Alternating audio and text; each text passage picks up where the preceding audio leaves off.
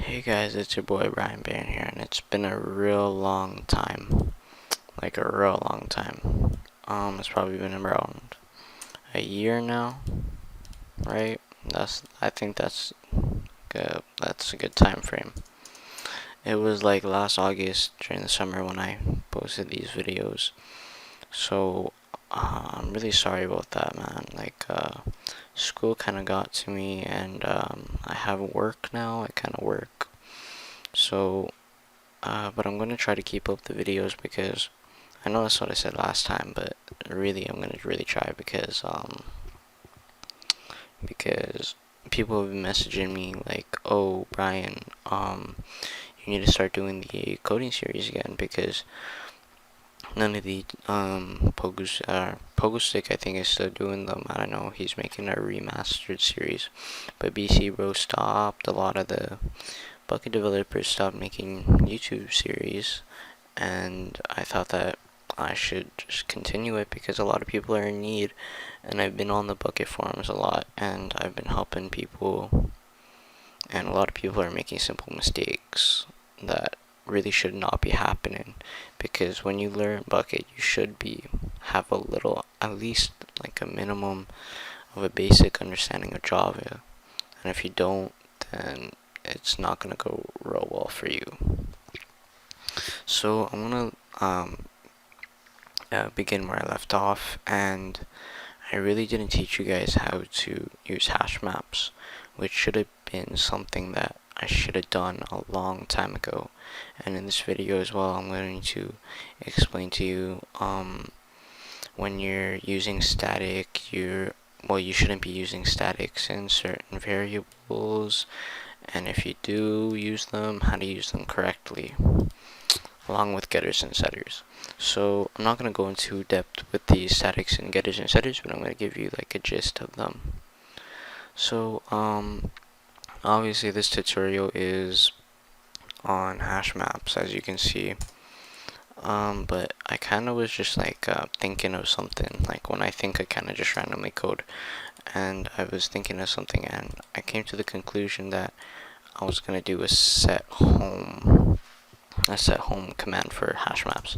And I know a lot of people already have done that, but I think I don't know, I don't watch a lot of YouTube videos because honestly, you guys shouldn't be watching YouTube videos. Like, I want to try to teach you the way that I do things, but even the things that I do, I have bad habits. Everyone has bad habits because everyone has their own way of coding. But I'm gonna try to remove all these bad habits and just teach you the absolute fundamentals and break these bad habits myself while I'm doing it with you guys, you know. So hash maps. This is how it's done. A hash map is essentially like an array list. It actually has the same syntax as an array list. Usually array lists will have something like this, and let me just type in something random. Array lists, or this is a list, but you know, same thing. This is how an array list gets instantiated. But in a hash map, it's actually essentially the same thing, except hash maps have a key and a value. And to show you that, one second. Hash map, since we're going to be making homes, we're just going to make a new hash map. Oh, whoops. Hash map. And boop, boop. Okay, so let's import hash map. And as you can see, a hash map, usually a list has one value. You can only input a value. It could be a string, an integer, a location, a player, anything like that, a variable you can put in. But in hash map, you can actually put two things in it, and those two things are called a key and a value. And if the key gets called from the hash map, it will return your value. That's essentially how hash maps work. So, in hash maps, you can do several things. You can set homes. You can have a map of different locations for different players. actually that's essentially like a home now that I think about it. You can have like groups. You can do so many things with hash maps, and it's unbelievable. But just like lists, hash maps don't save. Like if the onDisabled gets called, it will automatically set this hash map to null. So that's just the gist of it. So for the key here, since we're doing homes, I'm gonna get a UUID and I'm gonna get a location. A UUID is basically, since Minecraft has inputted the player name change, they've assigned a number for each player, and each player gets a UUID. That's what it's called. So instead of putting in string or player, I'm going to use UUID. And that's what we're going to be using from now on in these tutorials, because I want to make these tutorials, 1.10 friendly. So I'm going to import those. So Control Shift those and say import. And now that we have that, I made an on enable and on disable, and I wanted to mention something about your on disable. You actually don't need an on disable if you're making small plugins for your server, because obviously in this stage of the series you guys can't really make anything too big, and most of the time you're not going to be needing an on disable. And in my case as well, I will not need an on disable. So we can just remove that. It won't mess with your plugin or anything. I'm going to make an on command, and that's actually how you make an on command. You just have to type in on command, control and space, and it will automatically make the command thing for you. And it actually puts in, your arguments here. So when making a command, in my previous tutorials I would always do label equals ignore case, but it still works. But I figured out that in my past year that using command.getName is more of a developer friendly way to do it, and I encourage you all to do it. Like, if you're comfortable and you're kind of lazy to put the .getName in there, then I guess you can still, you guys can still use the label. It still works, but I suggest you guys to get in the habit of using command.getName. I even had to get into the habit because it's just proper, and I'm trying to make my code as proper as possible. Also, another tip while you're coding, you always want to do Control Shift F to format your code, because I've seen so many developers, their code is nasty and it's just disgusting. I can't read anything. I get so frustrated, and to Control Shift F every once in a while, does that really hurt? Anyways, sorry, I was just venting, man, because earlier today I was just coding and I was looking at someone's source because someone asked me to check if there was an error, and it was unbelievable. I couldn't read shit. Okay, so the command name is set home. So when a player types set home, we want to input the player's key and value, right? So just like in an array list, you'd usually do /homes.add, but in this case for hash maps we use put, so that way we can put the key and value in there just like it says here. I'm going to instantiate the player value, and I want to check if the sender instance of player, right? Okay. And this essentially, what this does is it checks if the person who sent the command, if it's a player, and if it is, then actually, you know what? If it's not a player, then I want to send the sender a message saying you're not a player. As simple as that. Else, so obviously you guys all know your else statements, I've taught you that. So else, I want to input the player.get unique ID. This is how you get the player's UUID. That's simple. And so instead of player.get name, it's player.get unique ID. And for the value, I want to get the player.get location. Oh my god, player.get location. And I'm hoping you guys understand why I'm putting it in this order, because UUID is is the key, because whenever I return the player's UUID, I want to get the player's location. That's like, so if the person types /home, it's gonna check the hash map for this player's UUID, the person who sent the command, and it's gonna get the location that they sent into the location that was put into the hash map. And you guys know player.get location. So that's basically all you have to do to input things into a hash map. I'm gonna do player.send message and say you set a home. Okay, awesome. And now I'm going to make an else if command.get name. Whoops, I keep thinking it's CMD, I don't know why. Command.get name dot equals ignore case.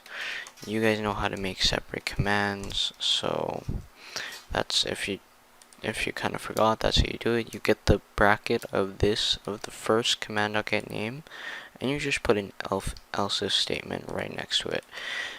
And I'm gonna do home.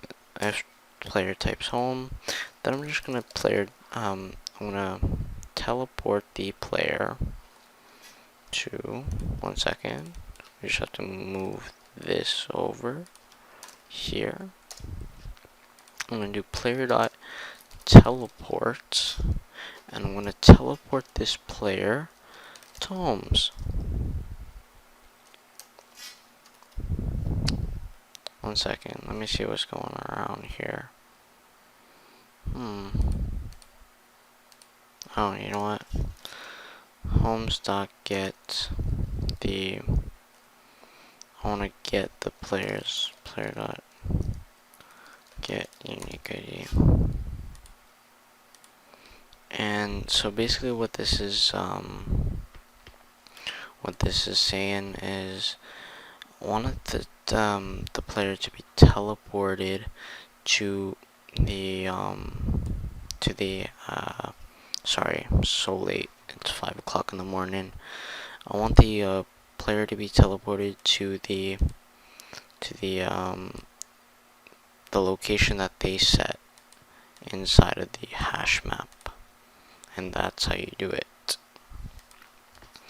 So I'm gonna save this, and the plugin.yml, I've already set it, so this is what it should look like. Okay, I'm gonna let you take a look at that. And in a lot of my code, I like to add a little fun thing, which is basically, let me just go into school systems, go into my main class. I just like to get all this and just put it in my on enable, just so I know that my plugin is working. It's kind of, I don't know, I just kind of do some foolishness. But I'm going to export this into my server, and we're gonna rename this as, I'm just gonna put this as test, and I'll be back when I start up my server. Alright guys, so we're back, and as you can see in my server, set homes, the plugin set homes, it printed out all the things, and it also printed out here because I also have it in my school systems, obviously, because that's where I copied it from. And it printed out everything here. So if I type in slash plugins, my set homes plugin will be there. So let's join to my server. Perfect. Logging in. Oh yeah, this is my moderator tools plugin. Like, you have all the moderator tools. You can mute the chat, you can unmute the chat, clear the chat, stuff like that. Anyways, wow, it's really laggy. Anyways, so to type, you set a home. If I type slash home, you get teleported back. See? Type slash home, teleported back. And that's essentially how you use Hashmaps. But another thing that I wanted to cover, and I see a lot of people doing this on the Bucket forums, and I wanted to touch up on this because I don't want you guys making the same mistake. And in a lot of your guys' plugins, you're gonna end up using multiple classes, and I know everyone will, like literally everyone who codes will use multiple classes. And people think that to make their variables accessible through different classes, just the easiest way to do is public static. And honestly, I've been tempted to do this so many times because it is just so easy. You can just use the homes method or the homes variable or hash map, and you can just use it anywhere if you just put in these two words. But that's really not a good thing, because if you have so many variables and you make them all static, then things are just gonna get messed up and your plugin will just stop functioning. Like here, as you can see, I have like 5 statics in here, and right now I'm in like the testing process of my school's plugin. So just to make it easy to access, I'm using them as static.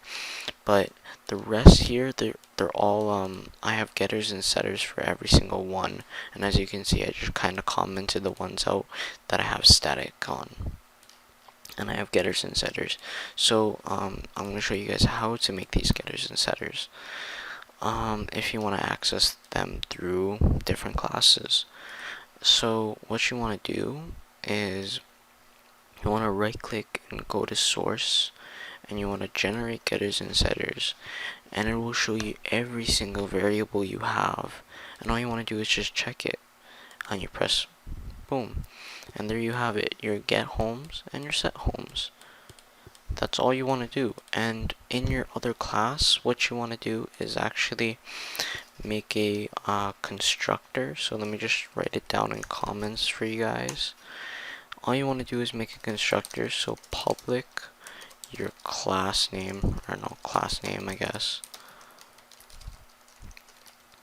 Class name, and inside the brackets here, all you want to do is main, because your main class should always be called main anyways.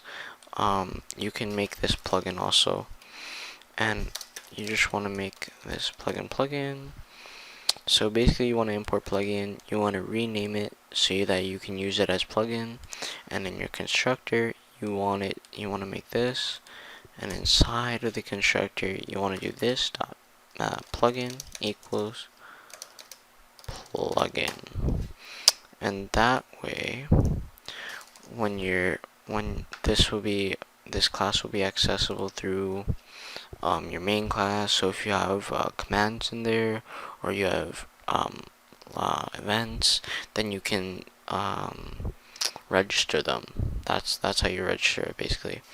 And if you want to access the homes method, all you have to do is do main dot get homes, and that's how you get the homes